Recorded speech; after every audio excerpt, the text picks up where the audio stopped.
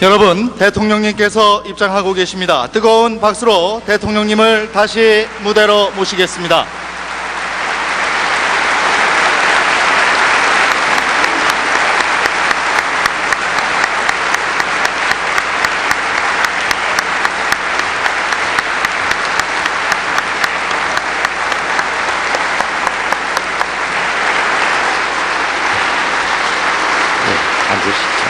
네, 자리에 앉아주시기 바랍니다. 그럼 지금부터 혁신 벤처 기업인을 위한 노무현 대통령님의 특별 강연을 시작하겠습니다. 여러분 감사합니다. 첫 번째는 두 번씩이나 귀찮게 일어나셔서 박수를 쳐주셔서 감사합니다. 두 번째는 여러분들이 기업 경영을 잘 하셔가지고 성과가 좋은 바람에 괜히 참여정부가 거기 은근히 편성해가지고 생색을 좀 낼 수 있게 됐습니다. 정말 고마운 일이죠. 감사합니다.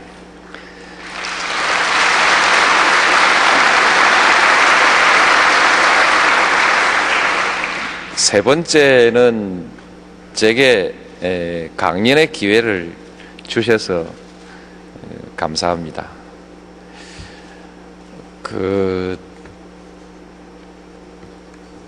제 생각을 국민들에게 전달할 기회가 보통 우리 국민들이 생각하는 것만큼 그렇게 많지 않습니다.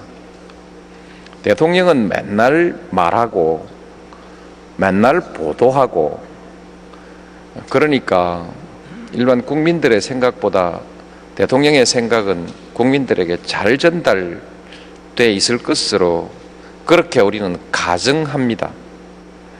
그런데 실제로 의미가 있고 깊이가 있는 생각들은 국민들에게 전달되지 않습니다. 전달 안 되는 수준이 아니고 거꾸로 전달되는 것도 많이 있습니다. 우리나라만 그런가 했더니 제가 어떤 책을 보니까 우리나라만 그런 것이 아니고 대부분의 나라들이 다 그렇다는 것입니다. 언론이 전달하는 대로 국민들은 그렇게 받아들이게 되는 것이죠. 그런데 언론이 제대로 전달하지 않는다. 이런 것은 정치하는 사람 모두의 불평입니다. 얼마 전에 영국의 토니 블레어 수상이 10년 수상직을 끝내고 첫 번째 강연을 로이터 언론연구소에 가서 강연을 했는데 그때 언론 때문에 힘이 들었다 이런 얘기를 한 걸 보고 저는 상당히 위안을 받았습니다. 나만 괴로운 줄 알았는데 괴로운 사람이 또 있으니까 얼마나 반갑습니까? 요즘 제가 이제 당신 차례요 미스터 브라운 뭐 이런 책이 번역돼 나와서 그것을 보고 있습니다. 그 얘기는 예를 들면 영국의 신노동당 노선의 이론적 근거를 제공했다고 하는 안소니 기든스라는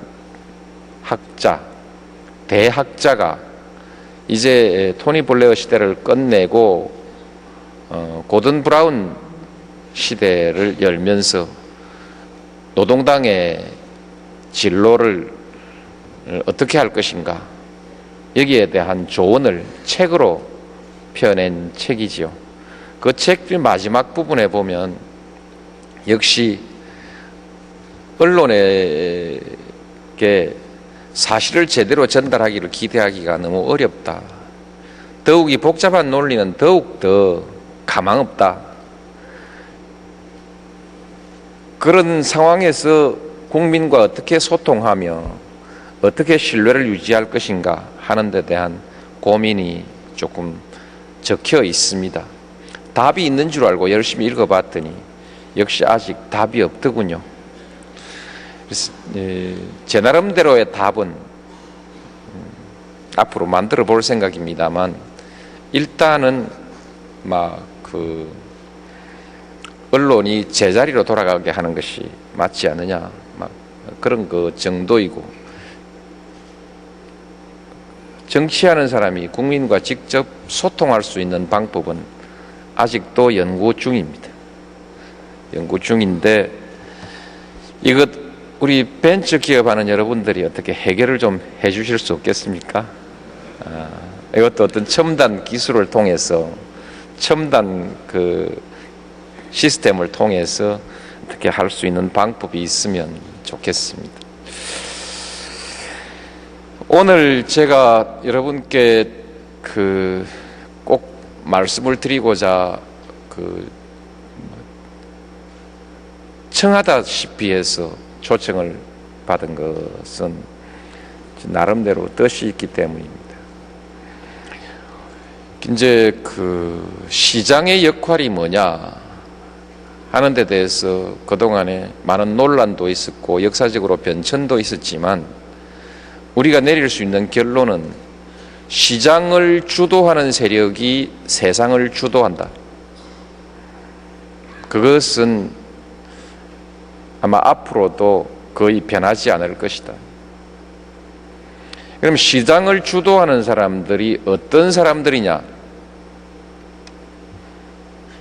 특권, 반칙, 독점, 우월적 지위, 이런 기득권을 가지고 성공하고, 또 앞으로도 이와 같은 기득권을 계속 주장하는 사람들, 그리고 세상은 생존 경쟁의 원리에 따라 돌아가는 것이고 약육강식의 세상이다. 그러므로 강자가 세상을 지배하는 것은 당연한 것이고, 거기에 시민들은, 소비자는 따라와야 된다. 이런 생각을 하고 있는 사람들이 만일에 시장을 주도한다면 우리 사회가 역시 그런 사회가 될 것입니다. 그러나 좀 또 다른 생각, 스스로 노력하고 연구하고 혁신하고, 그래서 창의적 기술로서 시장에서 당당하게 경쟁하고 성공하는 사람들, 그리고 오늘의 시장만이 아니라 내일의 시장, 오늘의 사회만이 아니라 내일의 사회에서도 계속 경쟁력을 가져갈 수 있는 나라, 이것을 생각하는 사람들이 시장을 주도하면 그 사회가 또 달라질 것입니다. 제가 후보 시절에 어느 강연의 자리에 가서 신주류라는 개념을 말한 일이 있습니다. 말이 쉽지 않고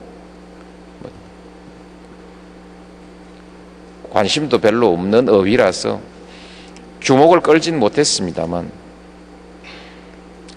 저는 우리 사회에 신주류가 나타나야 된다, 등장해야 된다. 그 신주류는 시장의 신주류일 것이다, 그렇게 생각합니다. 신주류가 새로운 세상을 만들어야 된다. 지금 세상도 그런 대로 괜찮습니다. 그런 대로 괜찮지만 또한 많은 문제를 가지고 있고 미래에 대한 많은 불안이 있습니다. 그래서 이런 문제들을 해결하고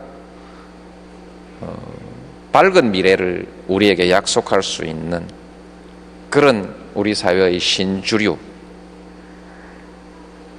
거듭 말씀드리지만 시장에서 나올 수밖에 없습니다.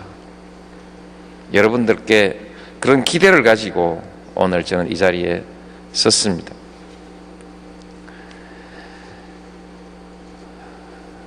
이제 그러나 주제는 역시 기업하기 좋은 나라라는 주제를 가지고 시작을 하겠습니다.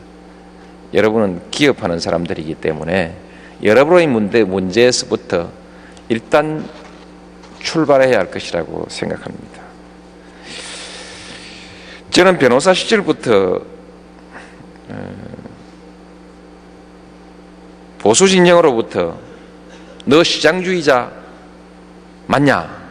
이런 질문을 많이 받았습니다. 대통령이 되고 나니까 너 분배주의자지.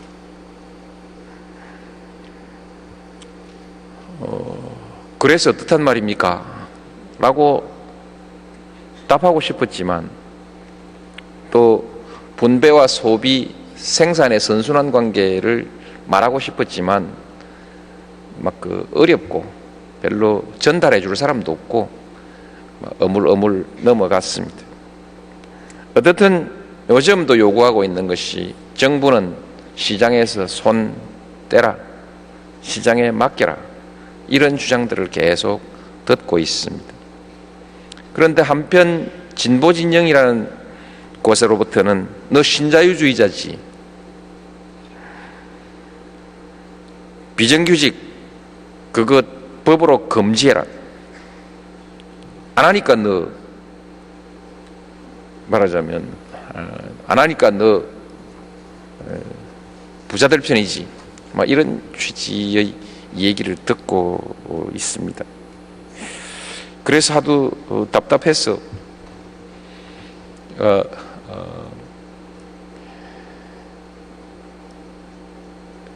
내가 뭐라고 해도 좌파 신자유주의자요, 이렇게 얘기를 했습니다.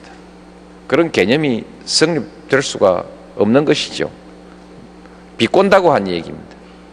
질문을 자꾸 하니까 한쪽엔 좌파라고 한쪽은 신자유주의라고 하니까 나는 좌파 신자유주의자요, 이렇게 비꼰다고 말을 했더니 야, 이거 무슨 큰 건가 싶어가지고 또 심각한 어조로 열심히 말하고 쓰는 사람들이 또 있습니다. 그리고 또 그 뒤에 또 저를 비판하면서 그 인용도 하고, 야, 그래서 말 조심해야겠구나. 앞으로 말 조심하겠습니다.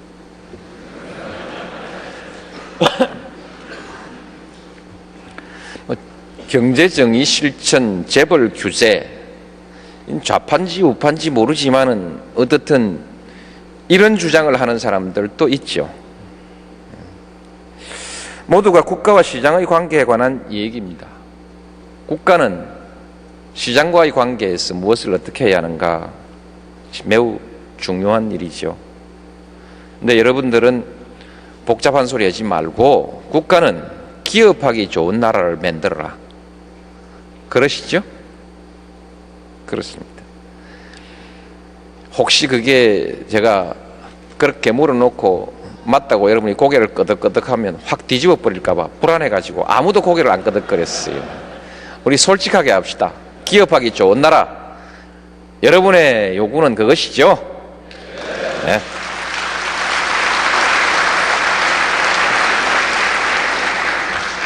그런데 보통 기업 안 하는 사람들, 자기 가족이 기업을 해도 자기는 사람 살기 좋은 나라가 좋은 나라지, 이렇게 또 말하는 사람도 있습니다.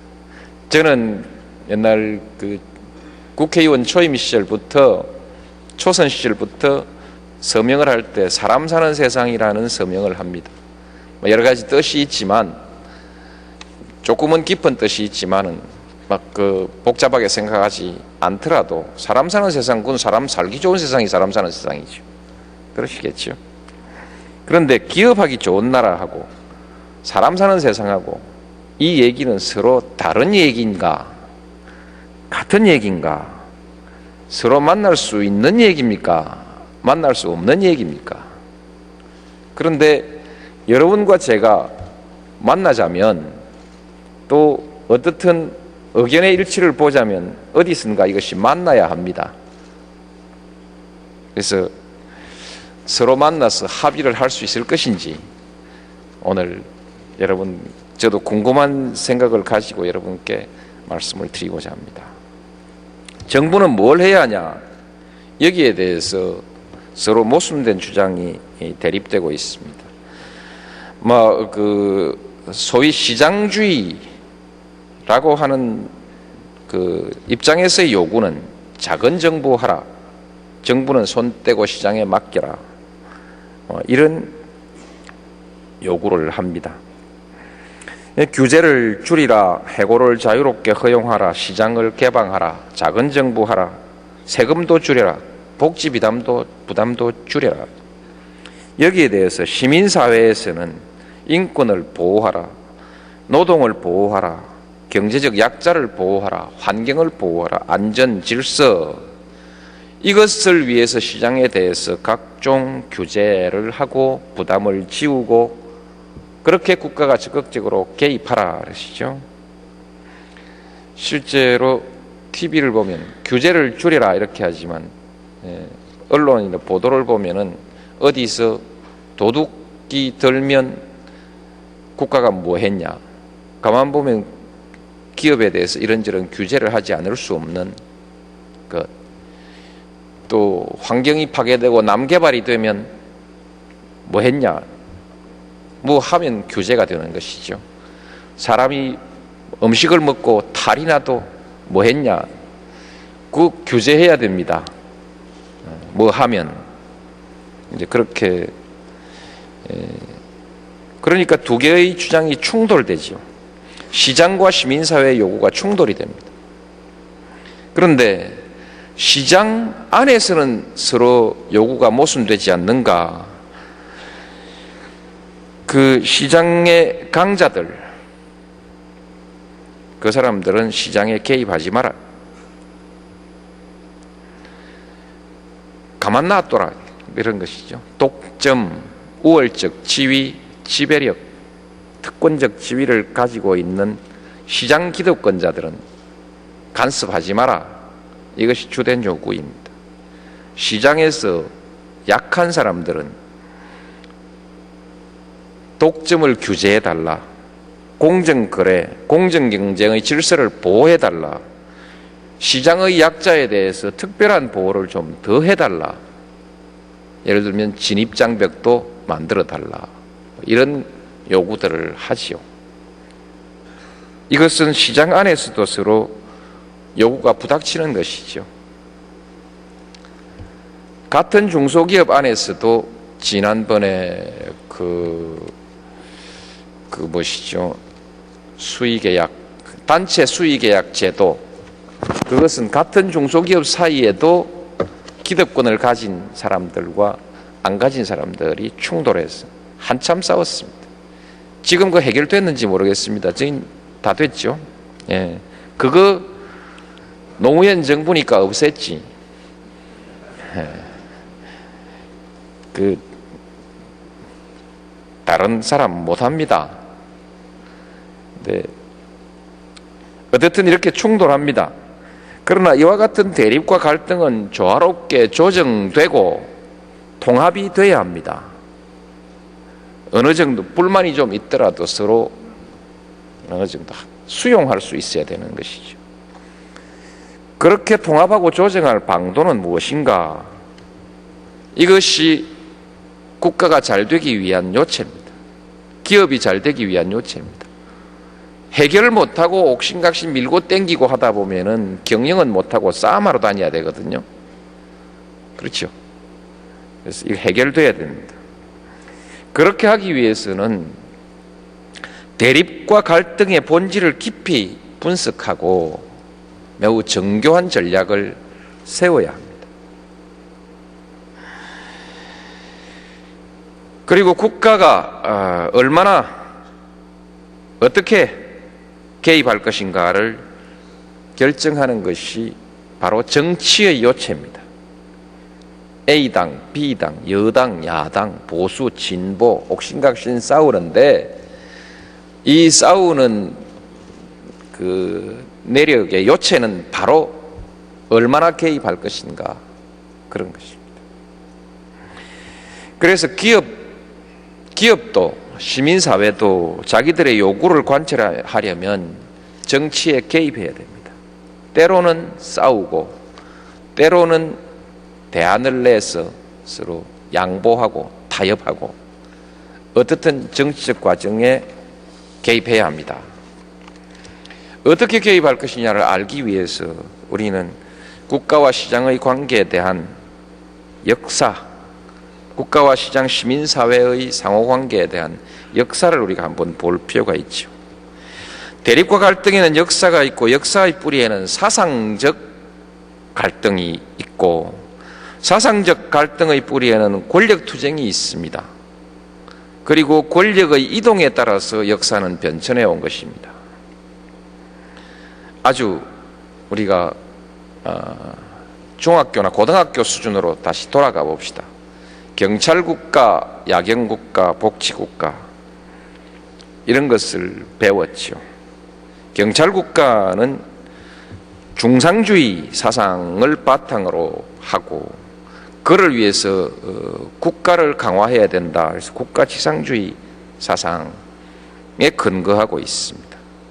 그래서 그때부터 우리 사회는 봉건 시대로부터 국가주의 시대, 절대국가 시대로 넘어온 것이죠. 이때 이 사회를 주도하는 사람들은 누구였느냐? 여전히 권력은 군주에게 있고 귀족에게 있고 새롭게 등장한 계급이 행정관료들입니다.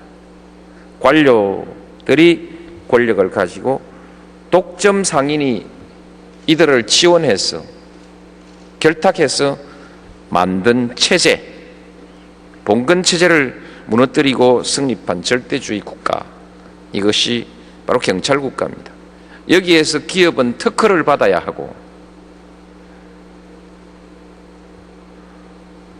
그리고 국가의 특별한 보호를 받고 상응하는 세금을 내고 그렇게 했어요. 그리고 국가는 식민지 침략 전쟁을 통해서 시장을 넓혀주고 그 원자재 공급을 도와주고 그렇게 했습니다. 여기에서 시장의 주체는 특권적 지위를 누렸습니다. 그러나 문명의 발전은 막을 수 없는 것이어서 기술이 발달하고 사람들이 산업혁명을 이루면서 신흥상공인 계급이 많이 등장을 하게 됐습니다. 우린 뭐냐? 그 질서의 신흥상공인 계급이 저항해서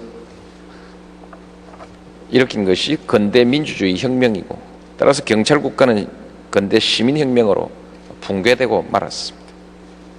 그 뒤에 성립한 것이 야경국가지요. 야경국가는 초기의 자본주의, 소위 자유방임주의와 근대 민주주의 사상의 결합에 의해서 그런 사상이 결합된 체제, 이른바 보이지 않는 손해 이론이죠. 신흥상공인 계급이 주도하는 시장 우위의 국가입니다. 이름은 민주주의지만은 시민민주주의지만은 제한선거에 의한 제한적 시민민주주의, 재산과 교양을 가진 사람만이 투표권을 행사했거든요. 따라서 이 체제는 보기 따라 그리스의 민주주의와 마찬가지로 시민 없는 시민민주주의라고 말할 수 있죠. 그런데 자꾸 민주주의라고 그랬어요. 시민민주주의라고. 이 체제 하에서 자유와 민주주의, 자유와 평등을 얘기했지만 노동조합에 대해서 극심한 탄압이 있었고 독점 자본이 등장하고 시장의 약자가 못살 형편까지 몰리고 소비자인 시민들도 손해를 보고 마침내 이들의 이익에 의해서 제국주의 전쟁이 일어났죠. 잘 아시듯이 다 아시는 얘기지만 한번 반복해서 합시다. 그죠? 정리해보는 것이거든요. 무산계급이 등장하고 정치 세력화하면서 한쪽은 혁명과 사회주의, 독재, 계획경제의 국가로 넘어가 버리고 한쪽은 보통선거를 통해서 복지국가, 사회민주주의 이런 쪽으로 넘어갔죠. 사회민주주의 쪽에는 시장이 남았고 사회주의 쪽에는 시장이 죽어버렸습니다. 그래서 이제 앞으로 시장 얘기는 소위 사회민주주의, 수정자본주의 쪽에서만 얘기를 해야 되겠죠. 그렇게 탄생한 것이 어쨌든 복지국가입니다. 이 복지국가는 수정자본주의라고 흔히들 얘기를 하죠. 유럽의 사회민주주의 또는 복지국가 이런 국가들이고 우리가 좀 관심을 가지고 볼 것은 미국의 진보주의입니다. 프랭클린 루즈벨트가 그 시기에 진보적 개혁을 했는데 그 내용은 공정한 경쟁을 보호한다. 물론 이것은 1900년 경에 테오도르 발음이 제가 정확치 않습니다. 시어도르 루즈벨트라고 적어놓은 책도 있고 테오도르 루즈벨트라고 적어놓은 책도 있습니다만 어떻든 루즈벨트는 루즈벨트입니다. 그 시기에 이미 그 독점에 대한 규제는 있었습니다만 그러나 본격적인 공정 경쟁의 시대는 아니었습니다. 프랭클린 시대에 와서 소위 공정한 경쟁을 보호하고 노동과 약자를 보호하고 그를 위해서 재분배 정책을 실시하고 공기업을 경영하고 나아가서는 대규모 공공사업을 일으키고 이렇게 했습니다. 어쨌든 사상의 기초는 사회정의 또는 사회연대의 사상입니다. 대체로 이 연대라는 것은 약자와 연대한다는 것을 의미합니다. 약자 연대로서 정권을 잡자는 뜻인지 또는 부자와 약자가 같이 연대해서 같이 살아보자는 뜻인지 잘 모르겠습니다만 그냥 어떻든 솔리데리티 이렇게 구호로 외치고 있으니까 그까지만 저도 알고 있습니다. 어쨌든 시장에 대한 적극적인 개입과 규제, 나아가서는 국유화 정책, 그리고 경제적 약자에 대한 국가의 책임을 강조했습니다. 여기에 큰 차이가 있습니다. 국가는 시장에서 손 떼라가 아니고 국가는 시장에 개입하라. 이것이 근대 복지국가 사상의 아주 중요한 차이입니다.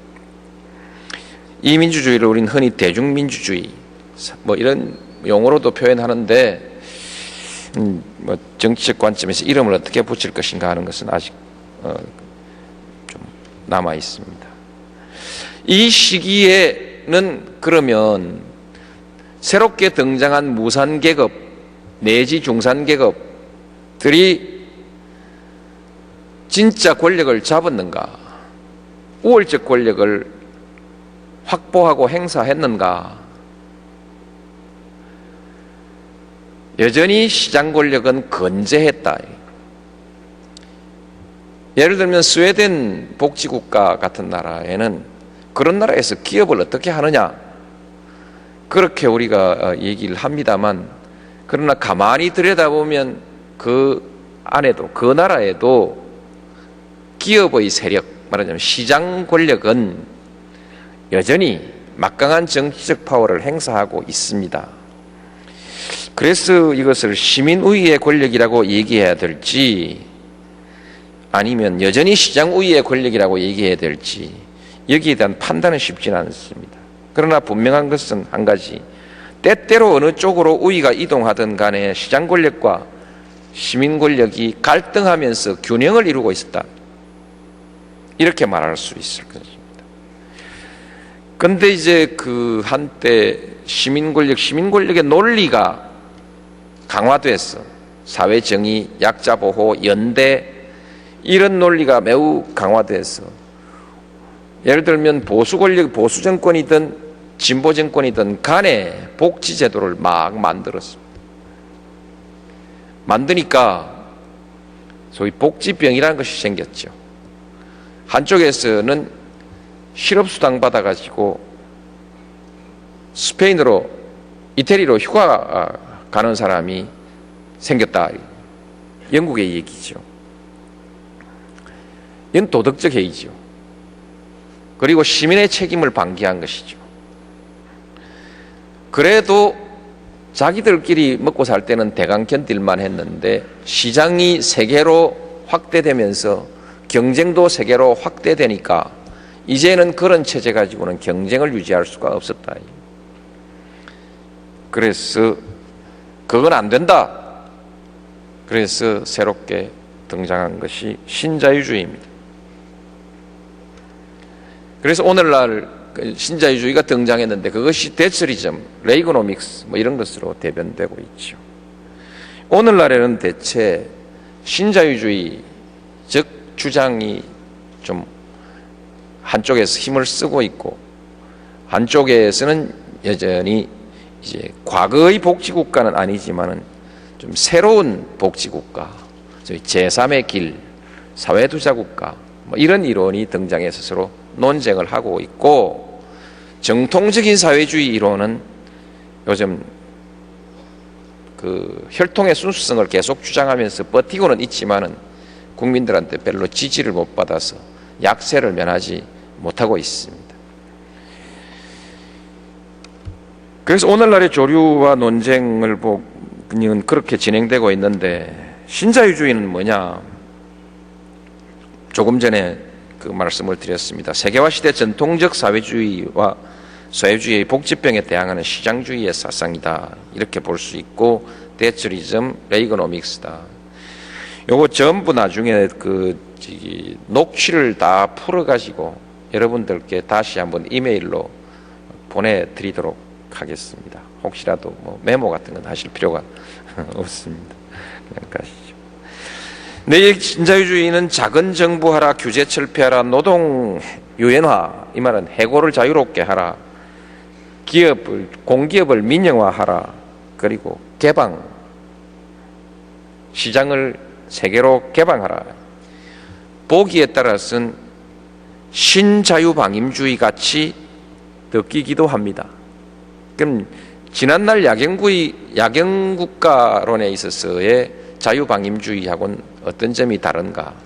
시장 내부 규제를 그래도 어느 정도 수용하는 그런 뜻에서 시장 내에서의 공정한 경쟁에 대해서는 국가가 비교적 중립을 취하거나 하는 점에서 조금 다를 뿐이지 다른 것이고, 나머지는 과거의 야경국가 이론하고 크게 다르진 않습니다. 어떻든 시장 우위의 신자유주의 노선이 채택된 나라는 시장 우위의 국가입니다. 국가 권력이 행사되는데 그 국가 권력은 시장의 이익을 대표하는, 대행하는 권력의 행사가 됐죠. 어쨌든 오늘날 보수의 정치 노선은 여전히 이 주장을 멈추지 않고 있습니다.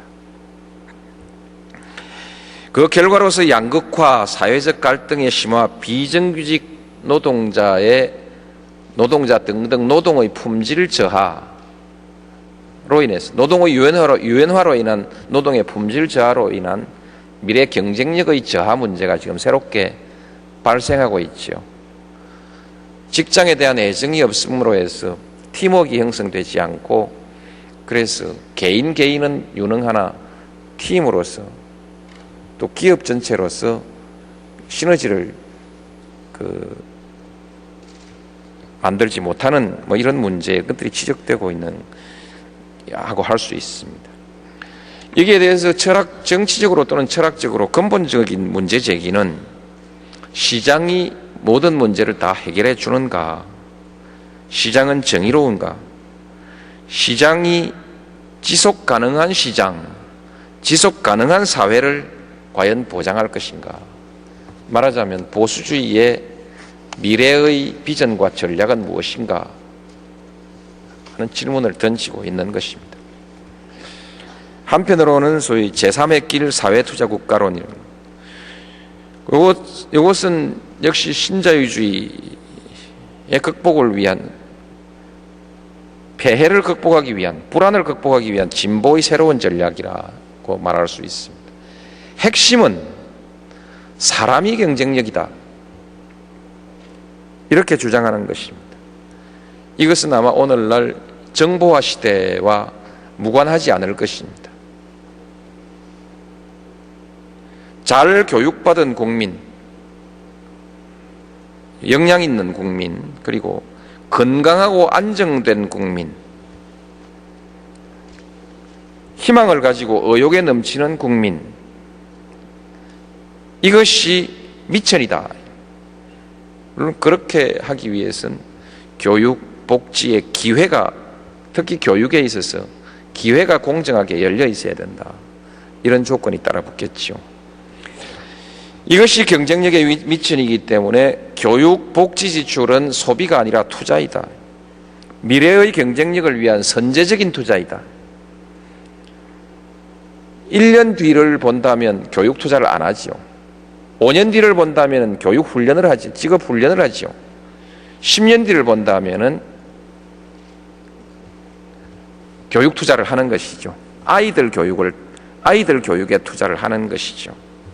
그런 뜻에서 선제적, 그렇게 하면 뒷날 본전이 나온다, 이상 나온다, 선제적 투자 얘기죠. 보기에 따라서 거꾸로 얘기하면 미래에 많은 비용이 발생할 수 있습니다. 사람이 어릴 때부터 정신적으로 그리고 인성적으로 건강하게 성장하지 못하면, 또는 뭐 지능적으로든지 이렇게 성장하지 못하면, 도덕적으로 올바르게 성장하지 못했을 때, 이럴 때 그 뒤에 이후에 사회에 주는 부담의 크기를 생각하면 그때 뒤에 해결 비용을 들이는 것보다는 어릴 때 교육으로 해결하자. 그러면 예방적 투자라는 관점에서 말할 수 있습니다. 예방적 투자이다. 그리고 1년, 2년의 경쟁력이 아니고 5년, 10년, 30년, 50년의 경쟁력을 생각해 보면 교육 투자 그리고 건강한 사회 아니냐. 그래서 지속 가능한 경제를 위한 미래 전략이다. 이렇게 얘기할 수도 있습니다. 특징은 역시 국가와 시장의 관계를 오늘 얘기하는 것이 주제이기 때문에 시장주의와 복지주의를 융합해보자. 전통적 진보에서는 시장주의와 복지주의가 균형을 서로 대결적 균형을 이루고 있었는데, 여기에서는 한번 융합을 한번 해보자. 뭐 이런 시도라고 볼 수도 있습니다. 진보의 이상을 버리지 않고 세계 경제에 대응해가는 전략으로서 이런 새로운 사회를 한번 만들어보자. 그래서 특징은 경제정책과 사회정책이 융합되어 있습니다. 따라서 시장과 진보주의의 융합이 되어 있고, 이런 사람들을 뭐라고 이름을 지어줘야 될지 모르겠습니다. 시장 친화적인, 시장 메커니즘, 시장에 대해서 자꾸 뭐 공기업 해야 된다든지 하는 시장에 대한 거부적인 그런 생각이 아니라 시장 친화적인 진보주의, 또는 보수적인 시장주의에 비하면 진보적인 시장주의라고 얘기할 수 있을지 모르겠습니다. 실험을 했고 어느 정도 실험의 결과가 나오고 있습니다. 토니 블레어의 영국은 교육 걸고 했는데 실제로 성장과 복지의 두 마리 토끼를 잡았다고 말할 수 있습니다. OECD에서 거의 아주 상위권 수준, 아주 높은, 그 같은 수준에서는 아주 높은 수준, EU에서는 아주 높은 수준의 성장도 달성했고 3% 이상 성장을 계속해 왔습니다. 토니 블레어 정권 동안에. 그리고 복지가 많이 향상이 됐습니다. 일자리도 엄청나게 많이 늘어났습니다. 그러니까 요새 영국 보수당도 이 정책을 수용하기 시작하고 있습니다. 지금 어떤 야당 지도자가 혁신형 중소기업 정책 이런 것을 채택한 것과 마찬가지로 좋은 거는 빌리는 것이죠. 보수당이 빌리고 있다. 클린턴의 진보 정책이 이 궤를 가고 있습니다. 오히려 토니 블레어보다 한 발 앞서갔다고 말할 수 있는데, 제3의 길이라는 이름으로 했는데, 어쨌든 클린턴 후반기부터 경제가 호황을 이루기 시작해서 지금까지 계속해서 미국 경제가 호황을 이루고 있습니다. 전통적 진보주의는 퇴조하고 있기 때문에 오늘날 논쟁의 중심은 신자유주의와 제3의 길 또는 사회투자국가라고 하는 이 사이에서 우리는 논쟁이 진행되고 있다, 이렇게 볼 수 있습니다. 여러분은 어떤 선택이 옳다고 생각하실지 이제 생각을 정리해 볼 필요가 있다고 생각합니다. 그러나 어떻든 제가 여러분께 말씀을 드려야 하는 것은 국가는 무엇을 해야 하는가, 여기에 대해서 말씀을 드려야 됩니다. 이런 역사와 오늘의 논쟁을 놓고 지금 우리 국가는 어떤 선택을 해야 할 것인가. 어쨌든 그 전제로서 역사와 현실의 결론은 요컨대 국가는 국영꾼은 아니다, 분명히. 그리고 반드시 중립적인 관리자도 아니었다. 앞으로는 어떨지 모르겠습니다. 권력의 이동에 따라 그 시대를 주도하는 권력 집단의 요구에 따라 개입을 했고, 개입의 방향과 내용이 그때 따라 그때 달라졌다. 지금 여러분은 국가가 무엇을 해주길 바랍니까? 기업하기 좋은 나라를 원하시겠죠. 그래서 기업하기 좋은 나라, 기업하기 좋은 나라 하면 다 의견이 일치될 것 같은데 자세히 들여다보면요, 그렇지 않습니다. 기업하기 좋은 나라는 어떤 기업이 기업하기 좋은 나라인가? 기업 중엔 여러 가지 있으니까요. 기득권을 가진 시장의 강자도 있고, 창의와 혁신으로 정정당당하게 승부하고자 하는 기업도 있고, 또 백줄에 매달려 가지고 거래 구멍만 뚫어 놓고, 그렇죠, 철사줄로 파이프라인 달아놓고, 표현이 좀 이상한데 어쨌든 강철 파이프라인 달아놓고, 그렇죠, 백줄로 강철 파이프라인 달아놓고 골프나 치고 다니는 기업도 있다. 어떤 기업이 기업하기 좋은 나라인가에 대해서 우리 한번 생각을 합시다. 저는 어떻든 국가는 혁신을 지원하는 나라라야 된다. 경쟁력의 핵심은 혁신입니다. 혁신에는 과학기술 혁신, 경영의 혁신 있겠죠. 원칙적으로 혁신은 기업의 몫입니다만, 그러나 많은 비용이 들고 많은 시간이 소요되는 연구, 개발, 교육, 훈련, 그리고 인재의 육성, 이것은 기업의 힘만으로는 되지 않습니다. 정부가 뒤를 밀어줘야 되는 것이죠. 정부도 옛날 정부 있고 새 정부 있지 않습니까? 어느 날 선으로 딱 싹둑 자를 수 있을지 모르겠습니다만 옛날 정부 있고 새 정부 있는데, 쥐가 혁신해야 혁신하는 사회를 만들 거 아니겠습니까? 혁신하기 좋은 사회를 만들지 않겠습니까? 그래서 자기가 혁신해야 합니다. 정부 혁신하고, 그리고 그것을 토대로 해서 국가 혁신 전략, 혁신 국가 전략, 우리가 NIS 그런 말을 많이 썼습니다. 열심히. 그래서 과학기술 연구 개발 혁신을 지원하고 정부 스스로 혁신하고, 그렇게 함으로써 국가가 혁신을 주도하는 사회적 분위기를 만들어 나가는, 정책적 선택과 사회적 분위기를 만들어 나가는 그런 정부가, 나라가 필요한 거 아니냐.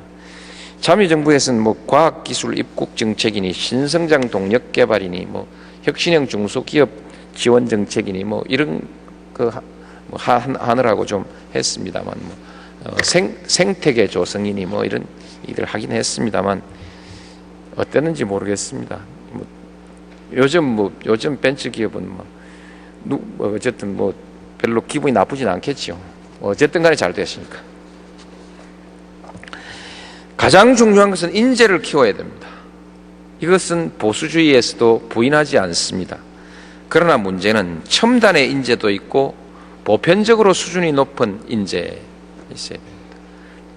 첨단 인재만 가지고 기업을 경영할 수 있는 것은 아니니까요. 아무리 첨단 기업이라도. 그래서 수준 높은 교육도 필요하고 보편적인 교육 수준의 향상도 필요하고, 또 교육에 있어서 균등한 기회도 제공해야 합니다.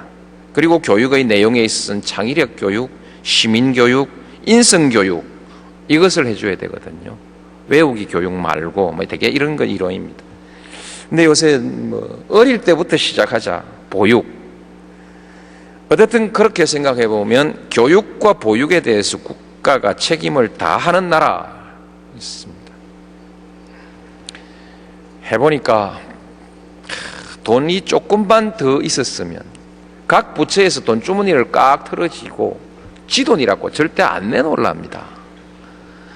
이쪽 돈 좀 빼다가 이쪽에 줘야 되겠는데 지돈이라고 안 내놓으려고 합니다.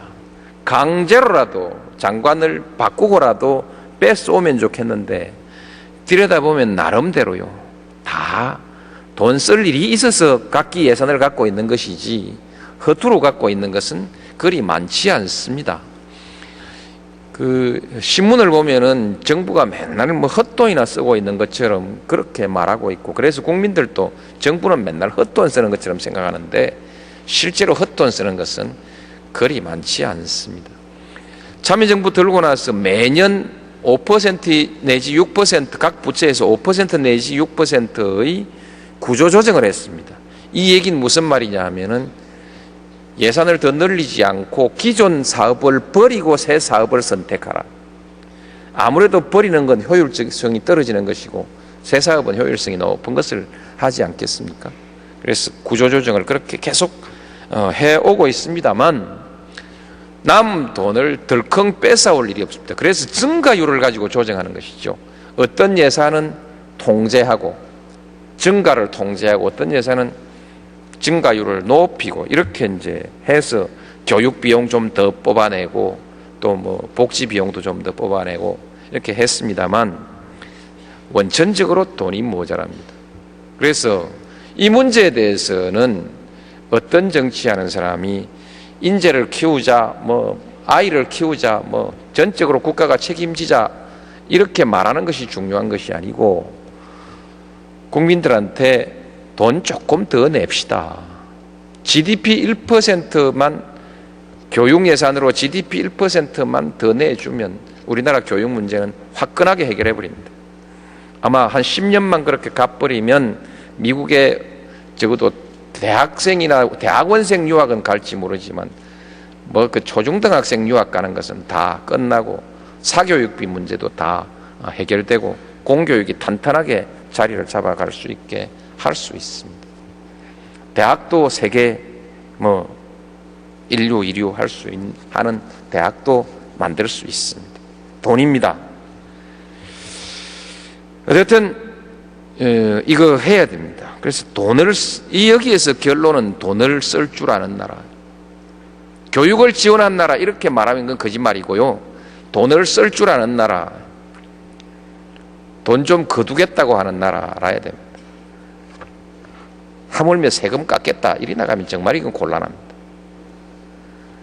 전체 우리가 교육복지 쪽에 지출하고 있는 비용이 뭐 선진국에 현저하게 못 미치기 때문에 절반이 안 되는 수준이기 때문에 뭐 그 어쩌고 저쩌고 하는 얘기는 안 되는 얘기. 고용을 지원하는 나라라야 됩니다. 고용을 알선하고 직업훈련, 평생교육, 그래서 모든 국민들에게 보편적 직업 능력을 향상시켜주고 이 직장에서 다른 직장을 옮길 수 있는 전업 능력을 향상시켜줘야 됩니다. 이것을 위해서 고용보험과 적극적 시장 정책이 필요하다는 것이죠.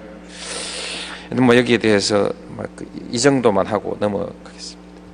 다음엔 기업하기 좋은 나라, 적극적으로 시장을 넓혀가는 나라라야 됩니다. 시장을 넓히는 것은 기업의 손에 들어 있습니다. 경쟁력이 높으면 시장이 넓어집니다. 그러나 경쟁력을 높이기가 쉽지 않기 때문에 국가가 시장을 개방해 줘야 된다는 것이죠. 적극적으로 개방해 줘야 된다. 여기에 대해서 뭐 반대가 많습니다. 진보 진영에서는 뭐 철 반대하고 보수 진영에서는 찬성하고 노무현 정부 5년 동안에 잘한 거 딱 한 가지 있는 FTA 그거 한 가지다 했었는데 그래도 뭐 어쨌든 좋다 하니까 기분이 좋습니다. 보기 따라 욕이죠. 욕인데 욕이라도 뭐 욕만 듣다가 욕만 하다가 한 가지라도 칭찬해 주니까 그때 한 달 동안 한나라당이 예뻐 보이더라고요.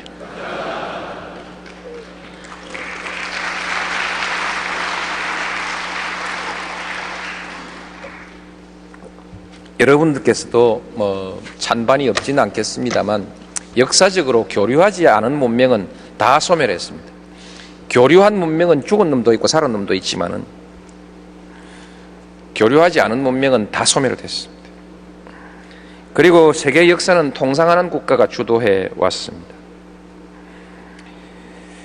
요즘은 우리 정부는 적극적인 해외 투자 전략으로 민간 기업 해외 투자 지원, 공기업 해외 투자 이런 문제에 대해서 체제를 전부 정비하고 있습니다.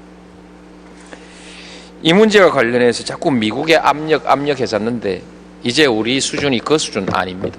미국이 요구하면 다 압력이고 EU가 요구하면 압력 아니고 좀 이상하잖아요, 그렇죠? 그럼 다 이제 압력이라는 얘기 안 했으면 좋겠습니다. 압력이라는 용어가 신사대주의적 용어인 것 같습니다. 개방과 관련해서. 뭐니 해도 기업하기 좋은 나라는 시장이 자유롭고 공정한 나라입니다. 자유롭고 공정한 시장. 자유롭고 공정한 시장이 경쟁력을 높이는 것이죠. 자유로운 시장. 그런데 누구로부터 자유로운 시장인가? 첫째는 국가로부터 자유로운 시장. 말하자면 관치경제, 고만하고 시장경제 하자 이 말입니다. 이제 넘어왔죠, 우리는. 국민의 정부 시절로 해서 넘어왔습니다. 관치금융이 끝난 시점에서 관치경제는 끝난 것이죠. 되게 그 관료적, 그 다음에 그래도 남아있는 규제 중에 관료적 규제, 관료의 우월주의와 편의주의 또는 뭐 그런 관료적 규제들이 많이 있을 수 있다. 폐지하고 더 뭐 좀 확대해서 얘기하면 거시경제를 정치 중립적으로 좀 관리를 해주고 중앙은행을 독립시켜라 뭐 이런 것이죠. 이것도 광의로운 자유로운 시장이라고 말할 수 있을 것입니다. 하나 자유로운 시장 한 가지는 시장 안에서 독점적 우월적 특권적 기득권을 가진 시장의 강자로부터 자유로운 시장을 만들어줘야 된다 이런 것이죠. 여기에 대해서 똑같이 시장주의라고 얘기하는 사람은 서로 의견을 달리하고 강자의 권리를 보호해주지 않는다고 왜 시장을 존중하지 않느냐라고 외치는 사람들도 있습니다. 여튼 누구에게나 자유로운 시장, 공정한 시장이 자유로운 시장입니다. 그래서 이제 자유로운 시장 얘기는 대강 그만하고 이제는 투명하고 공정한 시장 얘기를 해야 한다. 공정한 시장인 것, 공정한 거래, 공정한 경쟁 이런 것이죠. 불공정 경쟁을 금지하고 독점을 금지하고 불공정 경쟁, 불공정 거래 그렇습니다. 그다음 부당 내부 거래를 금지하고 이런 것입니다. 근데 개별 불공정 행위를 규제하려고 하니까 그 힘이 드니까 통째로 너 독점하면 반드시 나쁜 짓 하니까 독점을 막아버려라 해갖고 독점 금지, 기업 결합 금지, 뭐 순환 출자 금지, 출총제. 그래서 기업이 덩치를 키우고 결합하기 어렵도록 자꾸 만들지요. 독점을 못하게 하는데 옛날엔 목표가 있었는데 지금은 독점 문제는 큰 문제가 아니죠. 오히려 이제 그 불공정한 경쟁 구조이기 때문입니다. 근데 원천 봉쇄라는 것이 기업 자유에 대한 상당한 침해가 되기 때문에 이 부분에 관해서는 개별적인 행위에 대한 규제를 강력하게 하고 강화하고 출총제는 개선하자.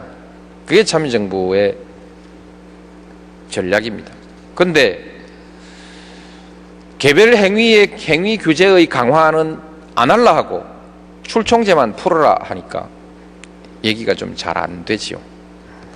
개별 행위의 규제를 강화하기 위해서는 법이 없는 것이 아니고 능력이 있어야 됩니다. 공정거래위원회를 강화하고 공정거래위원회의 조사권 내지 수사권 그리고 금융정보요구권 이런 것들을 강화시켜 줘야 되는데 이것 여러분 찬성 안 하십니까? 찬성합니까? 안 하십니까? 별 관심 없었습니까?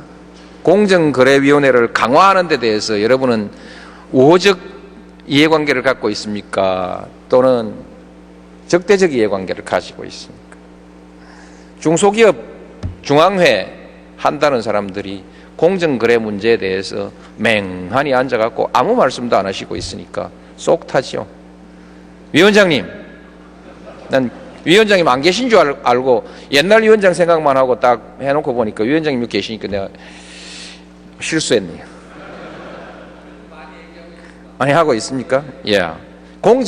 공정거래위원회를 강화시켜줘야 됩니다. 그건 아니에요. 예. 투명한 시장, 그래야 공정한 경쟁이 되지요. 이것을 꼭 경영을 공시하라, 사회이사를 채용하라, 집단소송제를 받아들이라, 뭐 어쩌고 뭐 이런 이야기들이 많이 있습니다. 그러니까 이제 그 사회이사제 관련해서는 경영민주화 문제도 걸려 있습니다만 오늘 주제가 아니기 때문에 그걸 넘어가고요. 공정한 시장 말고 시장이 안정된 시장이라 합니다. 기업하는 사람한테 안정된 시장은 대단히 중요합니다. 98년 기업이 시장이 출렁일 때 기업이 초토화돼 버렸죠. 기업이 쓰러지니까 시장이 무너졌지만은 졌다고 볼 수 있지만 보기 따라서는 금융위기가 오고 금융 시스템이 붕괴되고 전체가 붕괴되니까 기업들이 그냥 아주 초토화돼 버렸죠. 안정된 시장이라는 것은 매우 중요합니다. 그리고 시장이 출렁일 때 투기꾼들은 재미를 봅니다. 외국의 소위 무슨 펀드라 그럽니까? 뭐 잊어먹었습니다. 투기성 자본 이렇게 말하면 되지 뭐 어려운 거 얘기할 거 없이. 그렇죠? 헤지펀드라고 하는 투기성 자본들이 우리나라 외환위기 당했을 때 얼마나 재미를 봤습니까? 여러분 잘 아시죠? 시장의 강자 또는 뭐 기회를 보는 사람들에게는 유리할지 모르지만은 널뛰는 시장은 정상적인 기업, 특히 약한 기업, 약한 시민에게는 쥐약이죠. 파멸을 의미합니다. 그러므로 공정한 안정된 시장이라야 그 시장 그것도 공정한 시장의 일부로 포함될 수 있다. 아니면 그것 자체로도 매우 중요하기 때문에 안정된 시장 이것은 매우 중요한 의제로 관리할 필요가 있다. 지난 5년 동안 저한테 경기 부양 안 한다고 어떻게 시쳇말로 조져대는지요. 정말 힘들었습니다. 정말 힘들었는데 정치의 원칙이 있듯이 경제에도 법칙이 있습니다. 법칙에 반하는 경제정책을 하면 반드시 보답을 받게 되는 거 아닙니까? 나쁜 정책을 쓰면 나쁜 보답을 받는 것이죠. 보복을 당하는 것이죠. 근데 뭐 물론 경기 부양은 필요합니다. 일상적인 경기 관리의 측면에서 필요한 것이겠죠. 어쨌든 투명하고 공정한 시장 그리고 안정된 시장의 관리는 국가의 책임입니다. 이것을 위해서 국가는 상당한 개입과 규제가 필요하다. 앞으로 시장에서 손 떼라 이렇게 여러분들은 얘기를 안 해주시면 좋겠습니다. 합리적으로 개입하라 이렇게 말씀해 주시면 고맙겠습니다. 하도 시장에서 손 떼라 하는 바람에 정말 떼뿌릴까 싶은 생각이 들 때가 있었는데 그 뭐 몇 사람 떼라 한다고 뭐 몇 개 언론이 떼라 한다고 제가 그렇게 할 수는 없고 한번 확 떼버리고 정말 죽는가 사는가 한번 보고 싶었어요. 사실은 반값 아파트 그거 안 된다고 검토 다 하고 폐기 딱 해버렸는데 벌써 폐기해버린 정책인데 어느 날 반값 아파트 확 우리는 그때 토지 임대부 아파트로 전부 정책 검토를 마치고 이건 안 되는 거다. 4 이상 안 되게 돼, 2 이상 안 되게 돼 있는 것이죠. 안 되게 돼 있는데 누가 반값 아파트하고 한번 흔들어 버리니까 온 정치권이 동시에 언론이 동시에 흔들고 정치권이 동시에 흔들고 국민들이 와 따라가고 그래 놓고 반값 아파트 만들어 놓으니까 청약도 안 하고 내보고 또 그래밖에 못 하나 이래.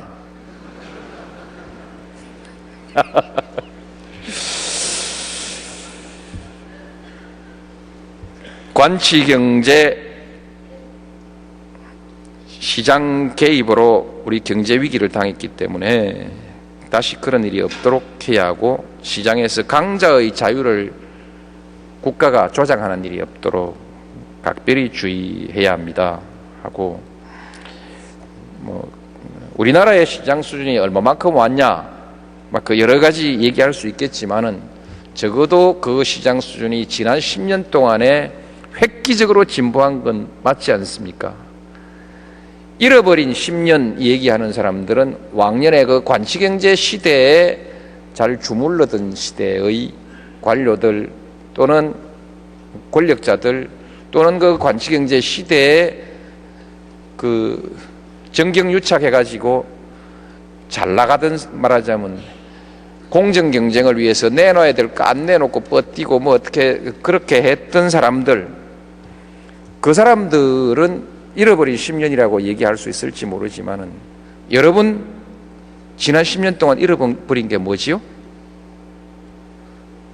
있으면 신고하십시오. 찾아드리겠습니다. 기업 친화적인 사회, 이렇게 한번 얘기를 해보겠습니다. 이것은 제가 조금 전에 지금까지 쭉 말씀드린 것은 소위 요새 말하는 사회투자국가론 이라는 이론을 기초로 해서 말씀을 드린 것입니다. 책만 읽고 또 자기 생각을 그대로 만들면 좀 아무래도 우리한테 안 맞을 수도 있죠. 우리 한국에서 지난 5년 동안 저도 정책을 하면서 보고서만 그때그때 딸랑딸랑 받은 것이 아니고 사실 정책 당사자들, 정책 수요자들을 초청해서 청와대에서 계속 토론하고 한 번도 아니고 두 번, 세 번, 네 번 토론하고 해가면서 그렇게 정책을 해본 경험이 있으니까 저도 좀 알지 않겠습니까? 저도 공부 잘합니다. 고등고시도 합격하고요. 근데 그래서 그런 어떤 사회투자국가론이라는 것을 기반으로, 골간으로 또 우리 정세에 맞도록 설명한 것이 지금까지의 기업하기 좋은 나라에 대한 설명이었습니다. 이제는 또 하나가 더 있는데 사회적 자본의 이론이라는, 사회적 자본론이라는 새로운 이론이 있습니다. 이런 건 사회 구성원들이 뭔 말이냐? 사회 구성원들이 공동의 목표를 효율적으로 추구하기 위하여 적극적으로 참여하고 상호 조정과 협력을 촉진하는 그런 일이 잘 돌아가는 사회, 그런 사회를 사회적 자본이 풍부한 사회라고 한다. 한 5명 학자의 정의가 소개되어 있는데 너무 서로 달라서 이걸 짜맞추느라고 한참 시간이 걸렸습니다. 까다가 밤샐 뻔했습니다. 해도 별 소득이 없어요. 어떻든 인적 자본, 물적 자본에 대응하는 개념으로서 매우 중요한 경영의 성공에 관한, 성공을 위하여 매우 중요한 개념이다. 그렇습니다. 퍼트남, 뭐 콜먼, 후쿠야마, 뭐 또 누구 상생경영이라는 조그만 책이 나와 있습니다. 우리 산업자원부에서 좀 후원하고 해서 만든 책인데 그 책에 보면은 얼마 전에 남미에서, 남미 어느 도시인지 잊어먹었습니다. 세계 경영학회 총회에서 바로 사회적 자본론을 소위 그 경영의 성공 요소라고 이렇게 채택을 했다, 이런 기록을 제가 본 기억이 있는데 다시 찾을 시간이 없어서 못 찾았습니다. 어떻든 내용을 보면은 상호 신뢰, 친사회적 규범, 공동체 의식주의, 자발적 네트워크 등등 이런 쭉 나오는데 전체적으로 우리가 공자왈, 맹자왈에서 배운 거하고 크게 다르지 않은 보편적 도덕규범, 보편적 윤리규범에 해당되는 것 같았습니다. 어떻든 기업하기 좋은 사회는 사회적 자본이 충실한 사회로 정의할 수 있다. 이런 것은 아무 큰 이론이 없을 거 아닌가 생각합니다만, 하여튼 그것을 참조하고 제가 항상 지론으로 생각하는 그 기업하기 좋은 사회, 투명하고 공정한 시장이 되기 위해서는 그 사회의 문화가 투명하고 공정한 사회 문화를 가져야 합니다. 그래서 투명하고 공정한 사회, 시장 바깥에서라도 특권, 유착, 권위주의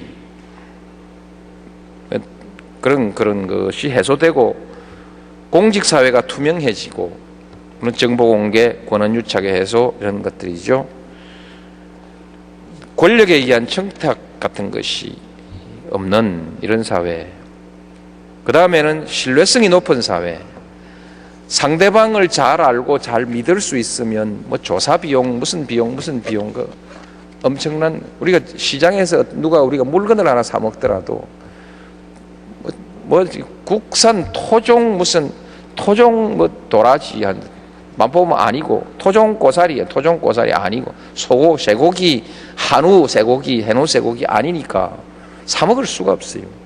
만일에 사 먹으려고 하면은 그거 조사 막 증명하는데 막, 만일에 우리 사회가 엄청나게 신뢰가 높고 정직한 사회라고 한다면 조사하고 뭐하고 무슨 생산 이력제 만들고 뭐 조사할 필요가 없죠. 공무원들이 완장 차고 다니면서 그거 조사, 요새는 완장 안 차지요.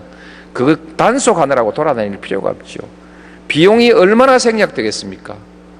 물질적 비용은 물론이거니와 심리적 비용도 얼마나 생략되겠습니까? 신뢰가 높은 사회. 그래서 거짓말 좀 하지 말자. 제발 원칙 좀 지키자. 뭐 이렇게 막 얘기가. 그래야 그러고 또 그런 게 이 예측 가능성과 내가 오늘 하고 있는 일이 요 다음에는 정부 정책이 너무 자주 바뀌는 데 대해서 항상 불편하시죠. 예측 가능성 이런 것입니다. 어쨌든 투명성과 원칙이 투명성이 높고 원칙이 바로 서 있는 사회라야 기업하기 좋은 사회다. 이렇게 말씀을 드릴 수 있겠습니다. 그 다음에는 우리 사회가 통합성이 대단히 높은 사회라야 합니다.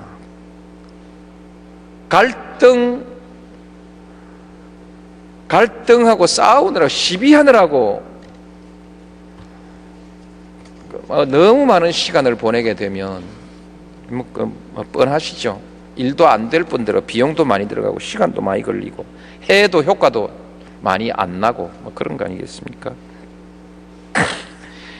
근데 그래서 이제 대화하고 타협하라. 그래서 대화하고 타협하는 문화가 매우 필요하죠. 대화와 타협, 양보하는 사회 문화 이런 것인데 대화한다고 다 풀리는 게 아닙니다. 어떤 대화든 대화하는 데는 그 사회가 보편적으로 수용하는 원칙이 있습니다. 원칙과 기준이 있습니다. 그 기준에 부합한 쪽에서 약간의 그 융통성을 발휘하는 것이죠. 그래서 원칙이라는 것, 기준이라는 것은 굉장히 중요합니다. 하여튼 오늘 이 말하고 내일 저 말하고 수시로 말을 바꾸는 이런 사회에서는요, 아무리 호의를 가지고 대화하고 타협하려고 해도 대화하고 타협할 수 있는 기준이 존재하지 않습니다. 원리가 존재하지 않는 사회는 대화가 불가능합니다. 그래서 대화를 하려면 반드시 원칙이 바로 서 있어야 하는 것입니다. 그래야 성복이 가능하죠. 대화가 아니고 또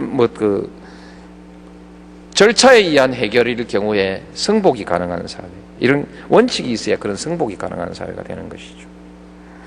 이런 갈등 관리가 가능한 사회라고 말할 수 있습니다. 통합성이 높아야 됩니다.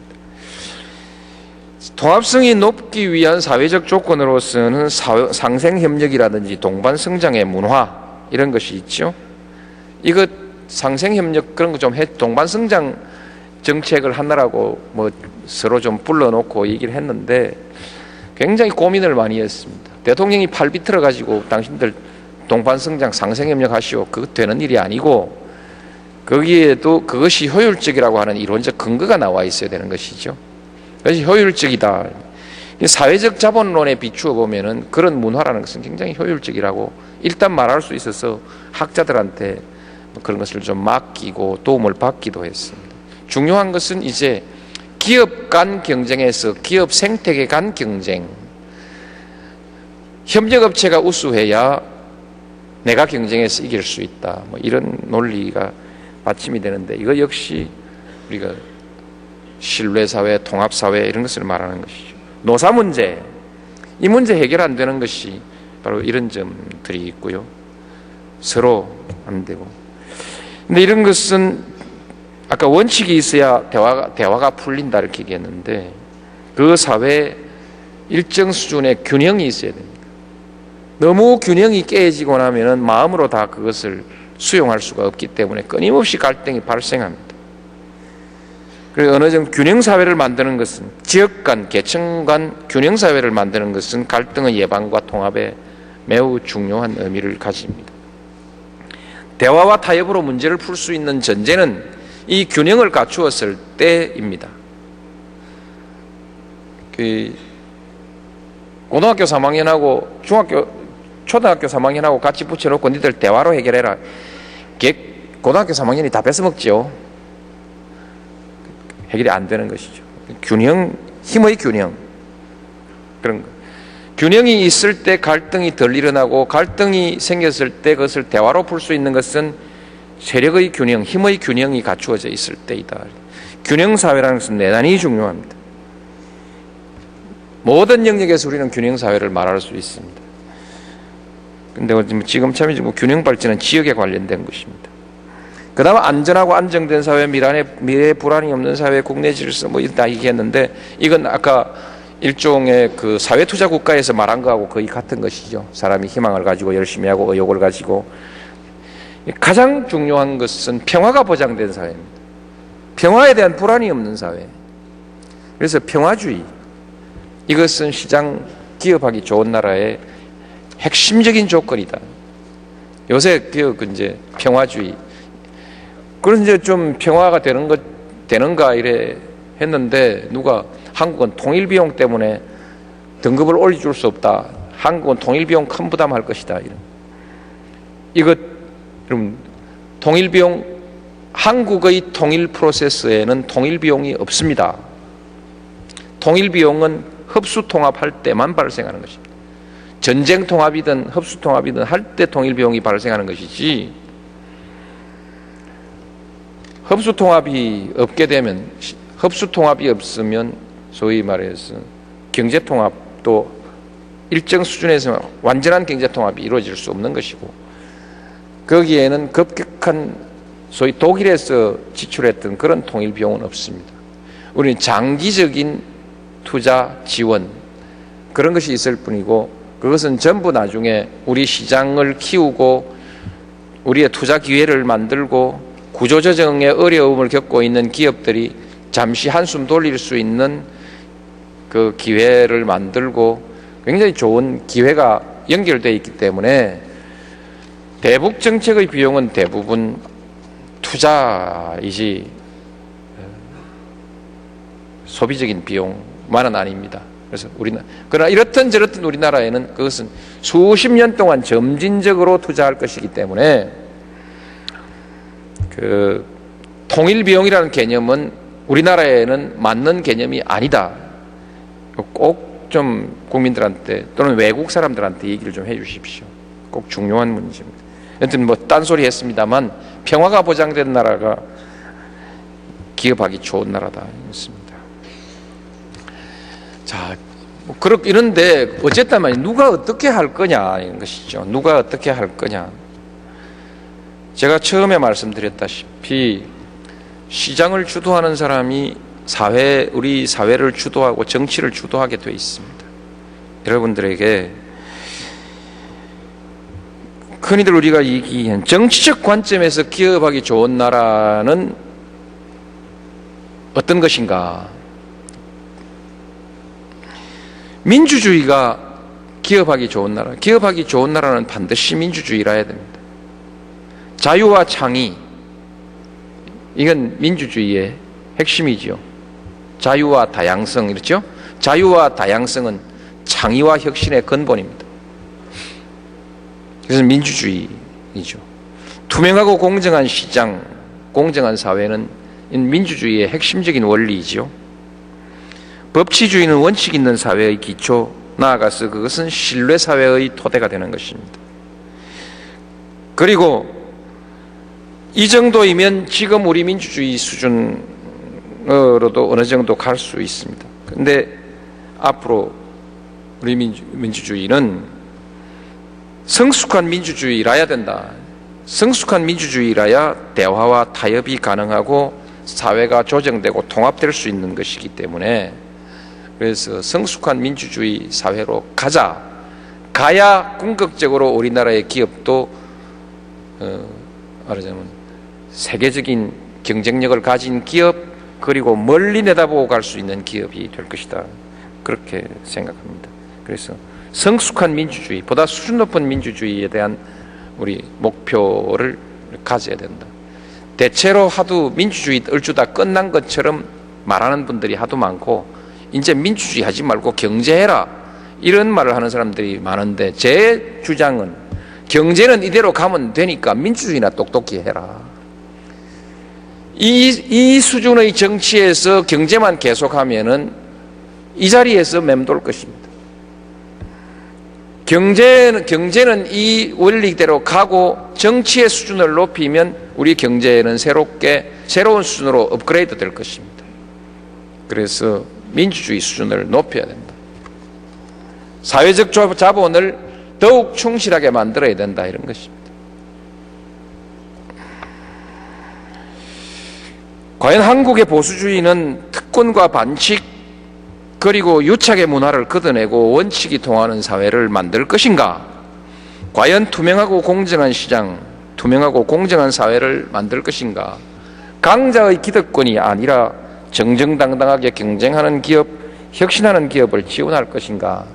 나아가서는 시장에서 패배한, 낙오한 많은 약자들에 대해서도 약자들을 보호하고, 나아가서는 그들을 다시 교육, 훈련, 평생교육의 프로그램에 넣어서 그들을 기업이 필요로 하는 직장인으로 복귀시켜 줄 것인가?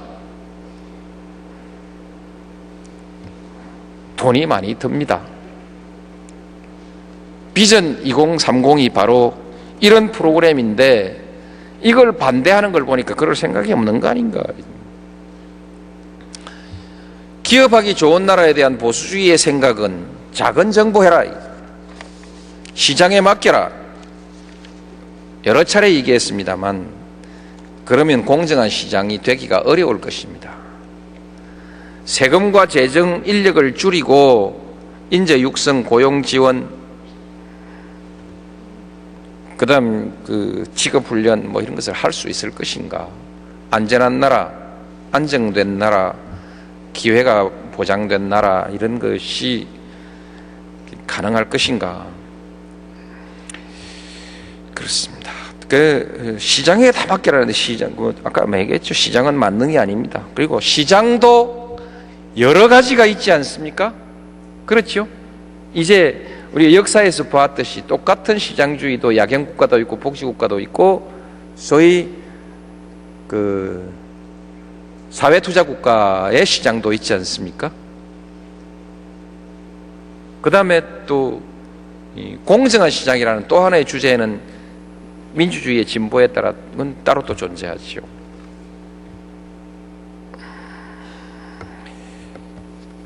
그래서 어떤 정치가 필요하냐?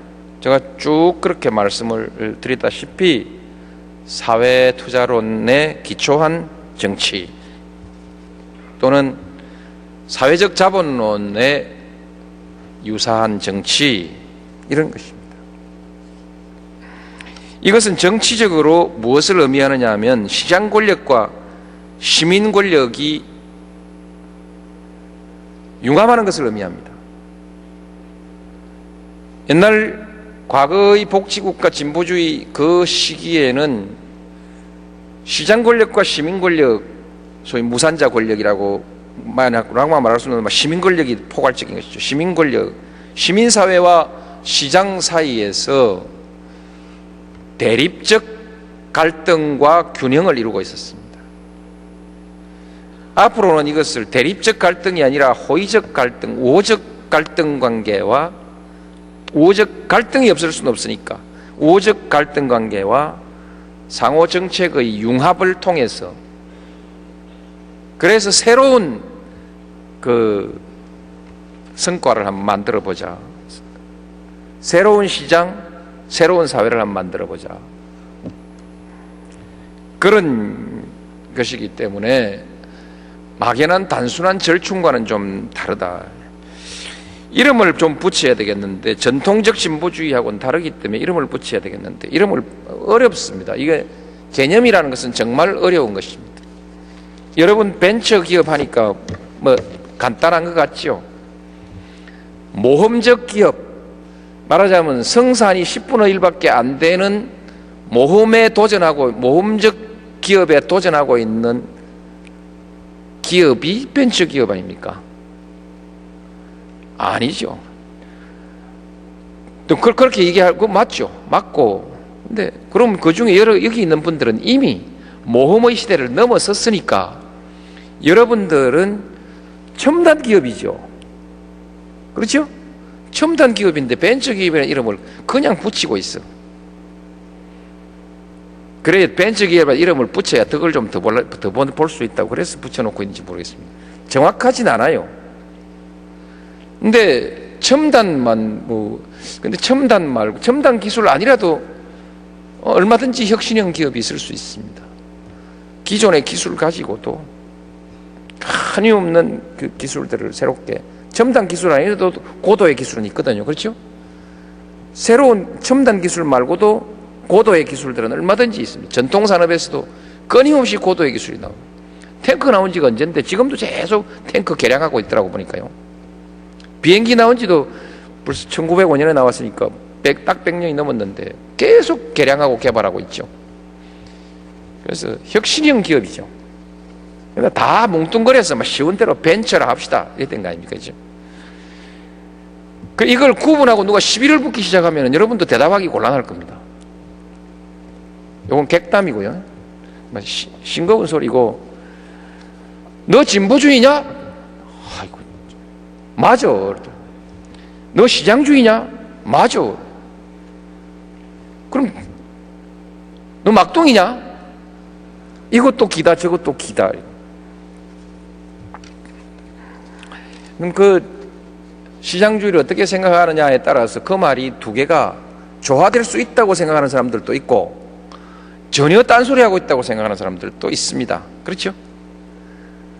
개념의 문제인데 어렵습니다. 어렵지만 진보적 시장주의, 여러분들은 시장에서 일하는 분들이니까 그래도 시장주의를 지지해야 되는데, 자유로운 자유시장주의 하면 공정한 경쟁을 기초로 하는 것이고요. 진보적 시장주의라는 것은 소위 미래를 위한 투자를 할 줄 아는 시장, 미래를 위한 투자를 할 줄 아는 시장, 그리고 시장 외적인 환경을 만들어 갈 줄 아는 시장, 그렇게 봐야 되겠죠. 진보적 시장주의. 저는 본시 진보주의라니까 그렇게 말할 수가 없지 않습니까? 그래서 시장 친화적인 진보주의자. 좀 더 길어요. 시장 친화적 진보주의다 이렇게 좀 길어요. 진보, 적당하게 꽤 맞춘 게 진보냐? 민주주의와는 무슨 관계가 있느냐? 진보주의는 실질적으로 민주주의에 내재하는 가치입니다. 본시 민주주의 안에는 진보주의 사상이 내재하고 있습니다. 자유와 평등. 많은 사람들이 자유와 평등을 대립적인 개념이라고 책에 써놨는데 저는 그렇지 않습니다. 평등한 사회만이 자유가 있습니다. 자유, 누구로부터의 자유입니까? 사람으로부터의 자유 아닙니까? 사람의 지배로부터의 자유를 의미하는데, 하늘의 지배를 받는데 내가 부자유와 자유를 달라 이렇게 아무도 말하지 않아요. 그렇죠? 자연 환경의 지배를 받는데 그걸 자유의 문제로, 이게 자유와 속박의 문제로 얘기하지는 않는다는 것이죠.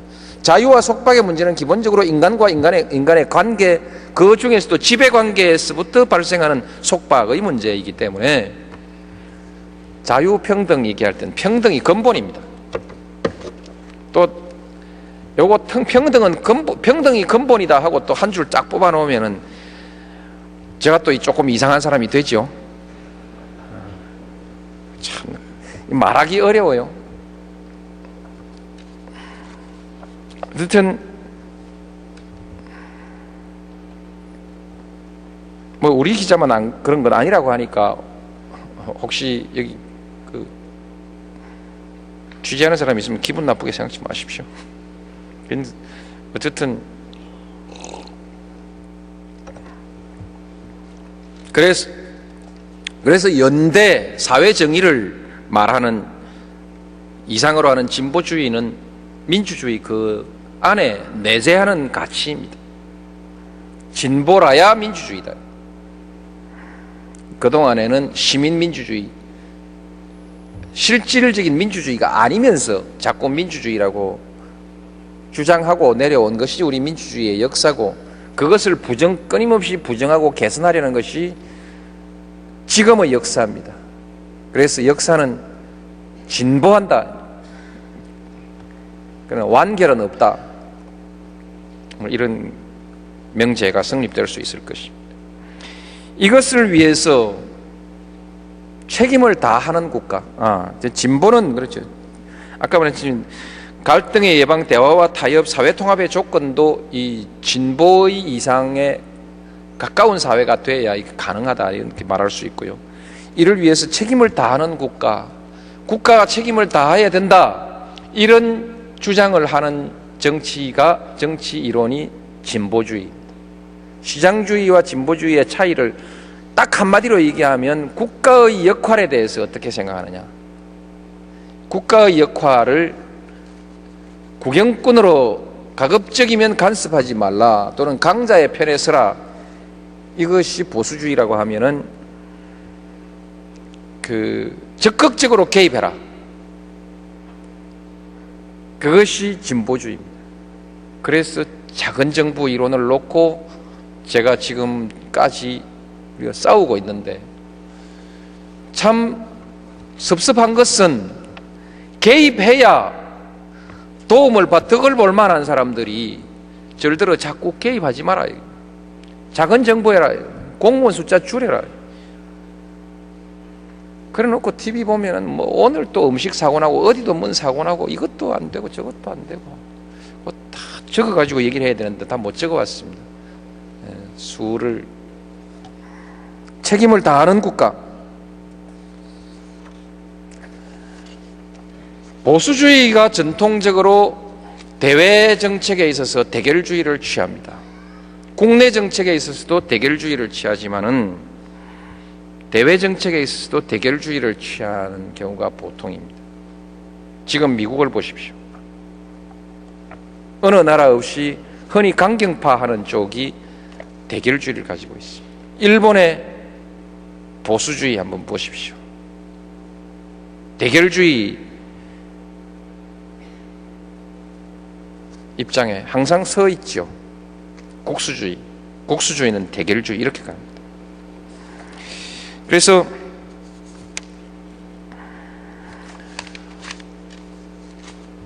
평화는 진보주의가 가깝다. 그렇게 이해를 해 주십시오. 여러분과 제가 합의할 수 있을까? 저의 표현은, 사인할 때 표현은 사람 사는 세상입니다. 근데 제 생각에는 내가 생각하는 사람 사는 세상이라는 것이, 사람 사는 세상이라는 것, 또 그리로 가기 위한 길, 이 모두가 지금까지 제가 설명드린 기업하기 좋은 나라의 내용과 전혀 다르지 않다고 생각하는데, 여러분은 어떻게 생각합니까? 좀 달라 보입니까? 같습니까? 비슷해 보입니까? 죽으라고 연설을 했는데, 강연을 했는데, 뭐 김원기고 아니고 뭐 아니고 뭐 화끈하게 답이 있어야 될 거 아닙니까? 다릅니까? 에? 같죠? 감사합니다.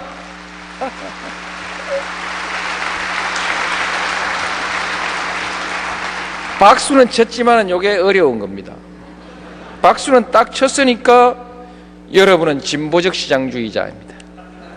앞으로 다니면서 나는 진보적 시장주의자다. 따라서 나는 진보적 기업인이다. 우리 시장의 새로운 주류이고 미래 시장의 주류이다. 약속합시다.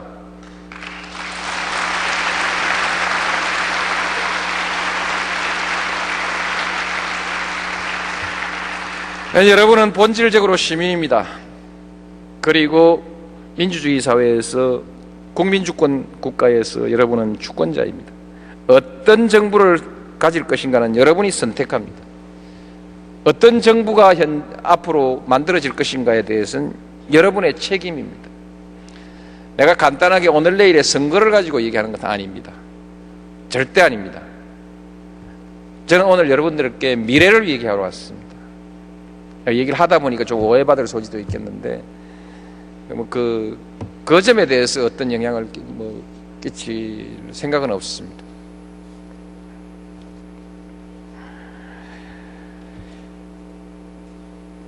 제 생각에는 보수주의의 문제점은 정의가 없고 연대의 가치도 없고 지속 가능한 미래에 대한 전략도 제가 찾지를 못했습니다.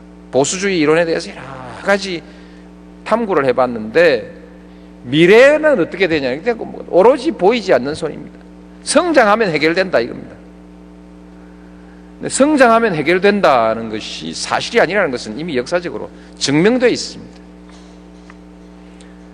그리고 성장만 다 되면 해결되고 세금은 깎고 돈은 줄이자, 정부는 줄이자고 하면서 해주겠다고 약속하는 것은 또 보따리가 큰 보따리입니다. 이건 정치의 신뢰를 깨뜨려 나가는 것이죠. 이렇게 하면 정치 망합니다. 정치가 망하면 나라도 망하죠. 정치가 망한 나라, 그건 잘 모르겠습니다.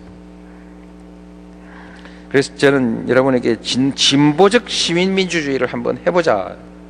시민민주주의라는 것은 역사적 개념이어서 이 시민에는 옛날에 흔히 말하는 부르주아지 계급만 포함되고 유산 계급만 포함되고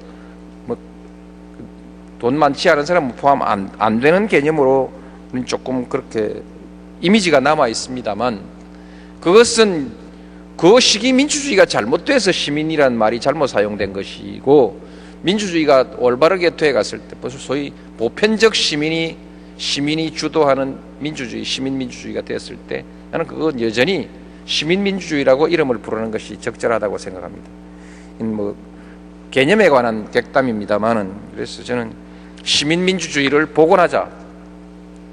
제대로 된 시민민주주의 사회가 답이다.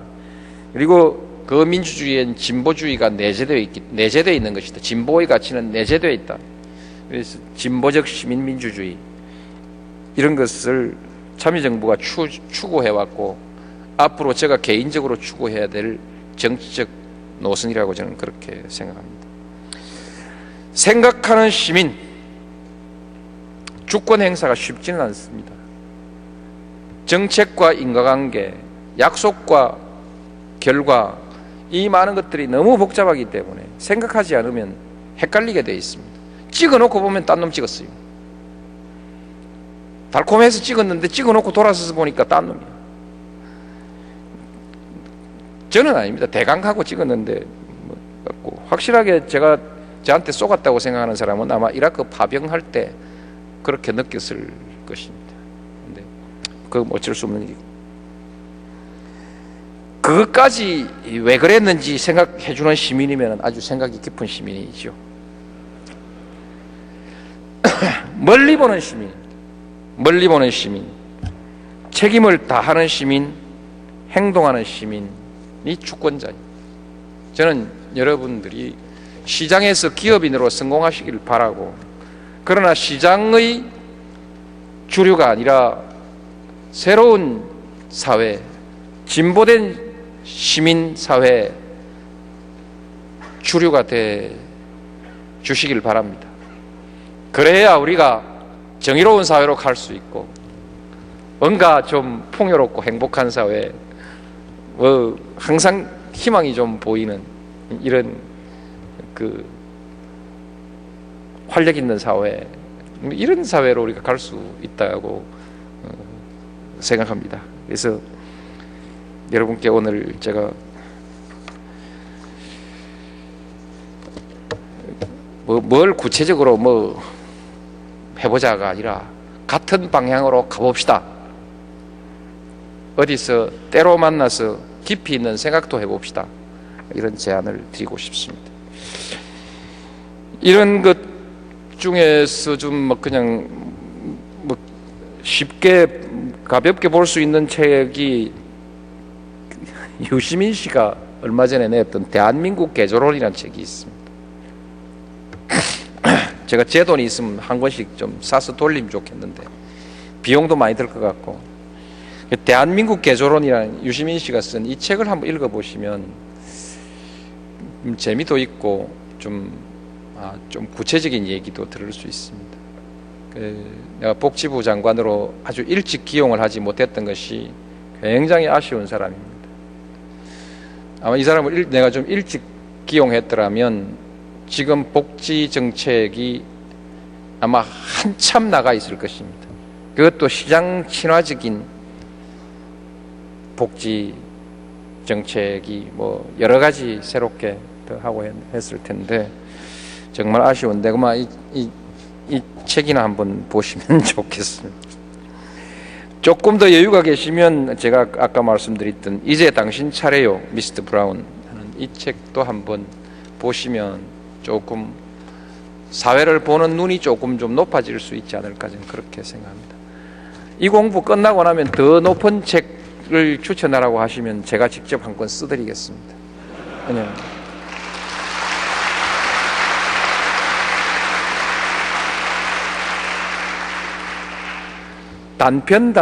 단편 여러 가지 좋은 책은 있는데 그래 모두를 모아서 체계적으로 잘 정리를 하고 이렇게 해야 되고 또 좀 새로운 것도 좀 많이 있는데 글 쓰는 재주도 모자라고 시간도 없고 해서 좀 못 냈는데 앞으로 하여튼 이것보다 수준이 더 높은 거 찾으실 때 제가 책을 하나 써서 내드리겠습니다. 감사합니다. 네.